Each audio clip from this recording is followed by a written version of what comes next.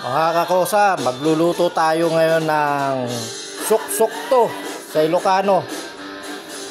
Sa English ay horsetail. Hindi ko alam kung ano tawag dito sa Tagalog. Ito po ay mabisang nakakatulong sa mga may UTI o yung may mga matataas yung creatinine, pati uric acid. Ayan po.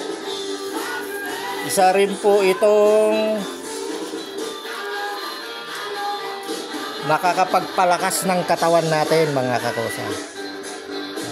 Yan lang po lulutuin natin. Tapos lalagyan natin mamaya ng kalamansi at honey. Parang parang Red Bull. Bihira lang dapat natin inumin to, hindi palagi. Mga kakosa, kumulo na po yung pinapakuluan natin na horsetail.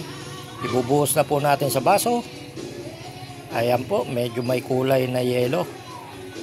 Tingnan nyo naman, sinala ko para hindi sumama yung mga damo-damo, yung mga tangkay. Ayan. Makita nyo mga kakosa, medyo mapula-pula. Oops, nahulog pa. Tapos pipigaan po natin ng kalamansi, mga kakosa. Sinala ko rin para hindi na istorbo yung mga buto-buto. Ayan mga kakosa. Bali 2 kalamansi nilagay ko dyan kasi mahilig ako sa maasim eh.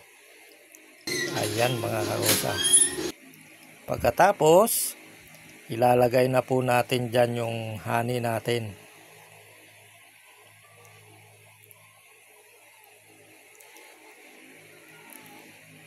Ito na po mga kakosa, binubuksan ko na.